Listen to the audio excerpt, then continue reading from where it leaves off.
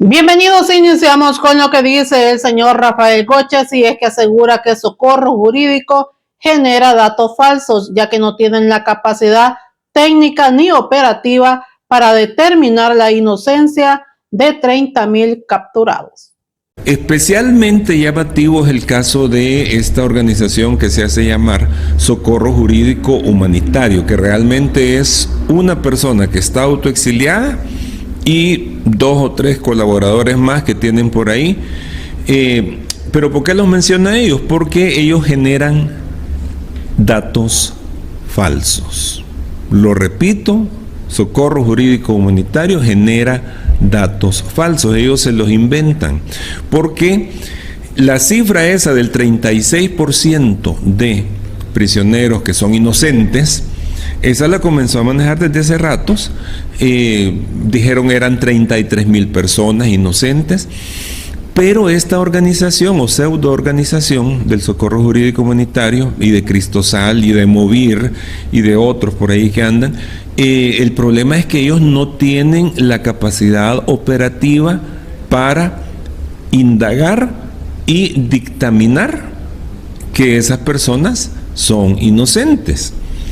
Usted imagínese cuánto tiempo y cuántas personas se necesitarían para determinar que más de 30,000 prisioneros son inocentes. Y ese es todo el trabajo que está haciendo la Fiscalía, todo el trabajo que está haciendo el sistema judicial, precisamente determinar quiénes son de los capturados con los indicios suficientes, pasar a juicio a los que son a los que tienen las pruebas que los incriminan, y si en algunos casos hay personas que hayan sido capturados por error, pues irlas liberando, que de hecho ya el mismo presidente de la República ha dicho, porque es una buena cantidad, por lo menos un 10% de los capturados ha sido liberado o dejado con medidas sustitutivas a la detención porque no ha habido suficiente evidencia.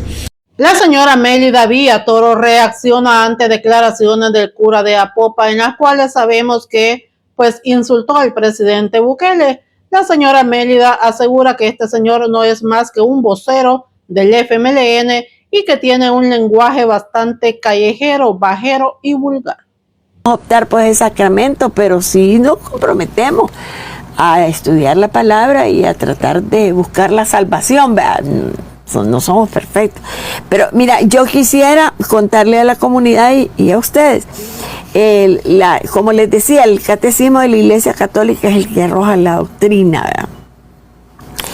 En el numeral 132, mira lo que habla sobre la homilía, que es el discurso que da el sacerdote después de leer de hacer las lecturas del Antiguo Testamento enlazada con también con el Nuevo Testamento, ¿verdad? Entonces, mira, dice que la escritura debe ser el alma de la teología, el ministerio de la palabra, que incluye la predicación pastoral, la catequesis, toda la instrucción cristiana, y en puesto privilegiado la homilía. Recibe de la palabra, de la escritura, alimento saludable, y por ella da frutos de santidad, la homilía. Y en este te habla en muchos numerales sobre el tema.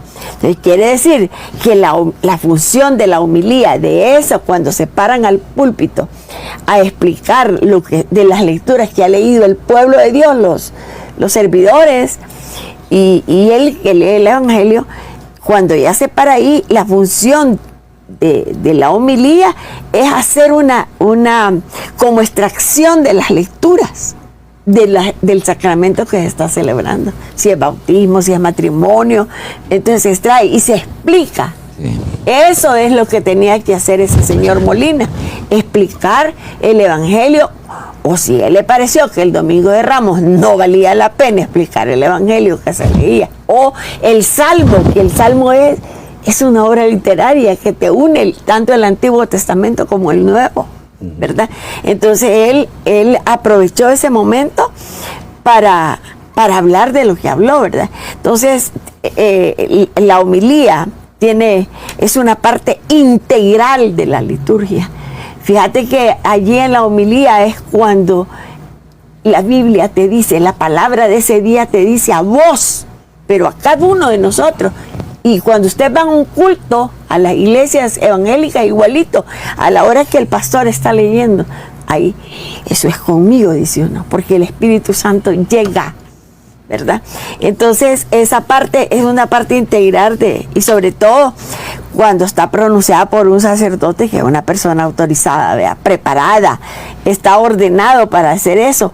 Entonces, yo creo que el trabajo de este sacerdote, para mí tiene una opinión, mi opinión pues de verdad es triste, es una posición bien satánica, bruja, de brujos, ¿verdad? Y yo creo que el trabajo de cualquier sacerdote o cualquier pastor no es ir a dar su opinión, sino es explicar, ayudarnos a nosotros a entender lo que nos dicen las lecturas. Sí o no en los cultos. La misa es un culto. Vaya, pero si él no está cumpliendo con lo que dice lo que ordena la iglesia, entonces está cayendo en el activismo. Él en ese momento demostró ser incapaz, ser ignorante, estar enfermo, tener odio en su corazón, de haber tergiversado una santa misa, un culto a Dios.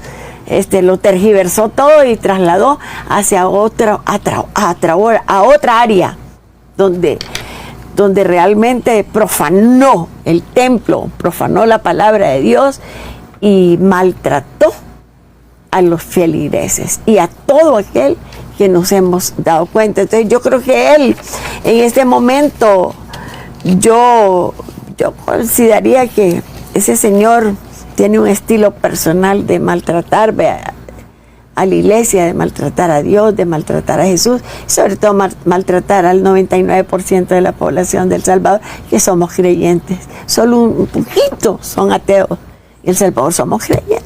Es de los países donde más creyentes habemos.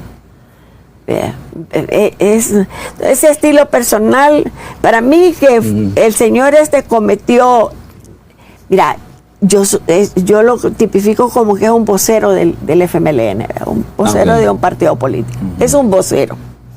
Porque lo mismo hablan, todo es su agenda.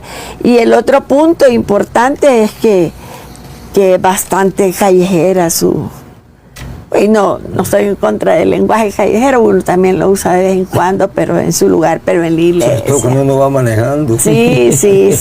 Entonces yo creo que él de verdad tiene una gran debilidad humana y no está bien.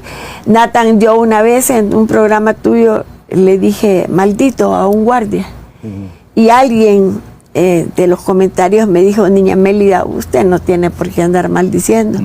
Y sabes que le pedí perdón. Allí en los comentarios de tu programa le di: tiene razón, yo no soy nadie para maldecir, pero hay momentos de ira, de coraje, que se le salen a uno las palabras. Por eso es que crees tú que se descoció él. Sí. Porque estaba con odio. Él le salió el odio. Con ira se volvió hasta mudo. Estaba tartamudo. Sí. Un montón de palabras que no las podía decir. No fue coherente. Pero está violando. Entonces yo creo, mira, a mí me han contado, he estado investigando, que Monseñor Alas sí ya se pronunció en algunas santas misas diciendo que la misa no es para ir a maldecir a nadie. Bueno, no ha trascendido mucho. No trascendió, pero sí en lo interno, en alguna iglesia, en alguna misa lo dijo, me andan averiguando. Y los pastores también se han pronunciado, bastantes pastores y sacerdotes también, y los fieles, alguien les ha hecho el llamado, me parece, de que ya no asistan a las actividades de él, y la gente está dejando de ir. Aquí es la autocensura, ¿verdad? Hay que irlo apartando. ¿Tú qué pensás, Andrés, de esto? Sí, he oído protagonismo un poco Más que libertad de expresión, el cura de Apopa ha cometido delito por difamar al presidente Bukele. Eso es lo que están diciendo.